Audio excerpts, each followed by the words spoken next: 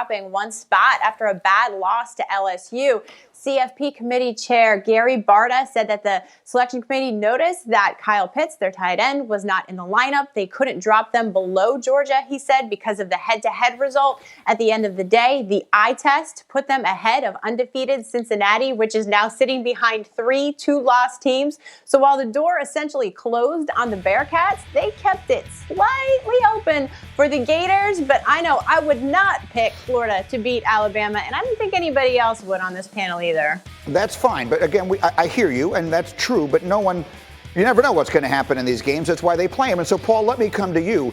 If you were to drop Florida below or penalize them significantly for that loss, one could argue that you would then be also giving credit, if you will, or whatever, giving benefit to the ACC teams, which chose not to play this past weekend. Remember, the ACC canceled their games for Clemson and Notre Dame to make sure exactly that didn't happen to them. So on some level, I kind of get it from that standpoint. You say, look, they played the game. This is the chance that they took. We don't want to penalize them for playing the game rather than calling it off. Greedy, I think we just have to accept the fact that the College Football Playoff Committee opted out for the week. There's no other explanation of what they came up with yesterday.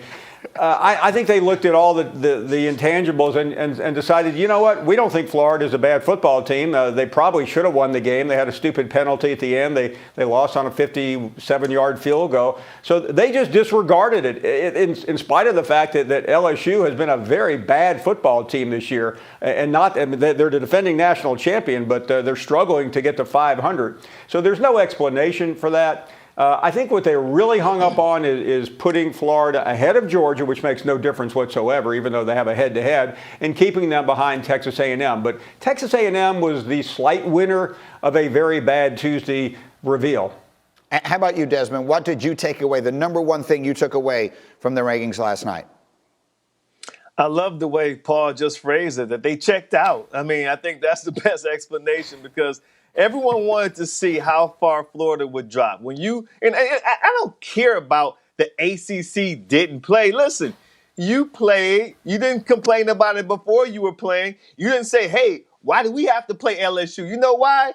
Because you thought you would go out there and you would stomp LSU. Like Paul just said, they're having a horrendous season. They're struggling to try to get to 500. So no one thought that the Florida Gators would go out there and lay an egg against the LSU Tigers.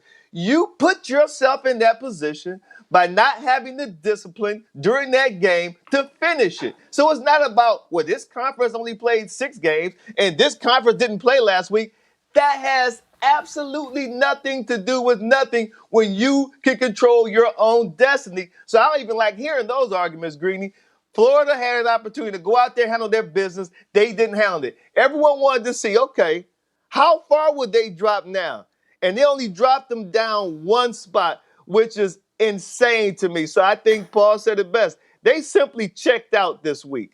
All right, Heather, let me come back to you on the next one, because we've talked already on this program and at length about how Texas A&M gets in. That's easy to see. It's not as easy to see how Iowa State gets in, but we just mentioned 6 has been the cutoff traditionally. Give me the path for Iowa State to hear their name called on Sunday. Well, you have to knock Clemson. Oh, I'm sorry. Was that for Paul? No, Heather. Sorry. Go ahead, Heather. Okay. Clemson has to get knocked out of the picture, obviously. Texas A&M somehow has to lose to Tennessee. But it's not impossible for Iowa State, guys, because if they beat Oklahoma convincingly and add a Big 12 title to their resume, they can certainly jump back into the conversation. But again, you have to get rid of Texas A&M. You have to get rid of Clemson. You have to make sure Florida isn't in the picture. And obviously, it would help if Ohio State lost to Northwestern as well. So Paul, let me come to you. Give me a little preview. If Iowa State gets in ahead of Texas A&M, if everything breaks the way she's talking about, and it is Iowa State knocked, give me a preview of what you will say. We're going to have the Alamo all over again, Greeny. I mean, that's outrageous. Texas A&M is going to be saying, okay, we went to Alabama, the best team in the country, and lost by 28, but we beat Florida, who's still in contention, and Iowa State, who lost to Louisiana. That's not LSU. That's Louisiana. Early in the season, gets in over us. The system will get blown up if that happens. You agree with that, Desmond? Does Iowa State have an argument to make?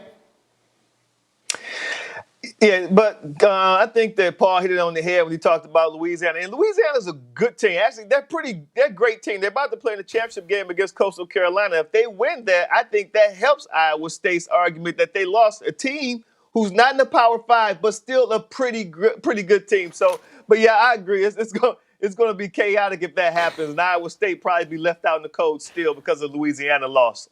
For whatever it's worth, Louisiana's strength of record is 14 in the country, so it's not that bad. They've played a representative schedule. We will see. That's the beauty of all of this. It's fun to think about the possibilities, and I've asked you to do that on my Twitter page, at ESPN Greeny. Cast your vote. Which team outside the first four do you believe has the best shot to get in? A&M, Florida, Cincinnati, Iowa State. Keep the votes coming. We'll keep it open through the radio show this afternoon. All right, back to the NFL. Let's go on the clock with our NFL analysts today. We'll put 30 seconds up there. And Dominique Foxworth, I will start with you.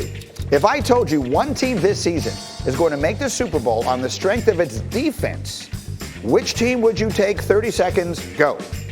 I think it's the Rams. It's an easy question for me. Their defense is playing incredibly well, particularly at the cornerback position with Troy Hill and Jalen Ramsey. Obviously, you have Aaron Donald, who is the best defensive lineman that any of us have seen in quite some time. And that secondary is doing exceptional things back there. Those guys are special. I think that defense is really good, and they'll be able to stop opposing offenses and give Jared Goff just enough breathing space to make the plays that he needs to win and possibly advance all the way to the Super Bowl on the NFC side. I agree with you. People forget they were in the Super Bowl 2 years ago. They've gotten less attention for how good they are this season than I think any of the other NFC contenders. All right, Graziano, you're next up here.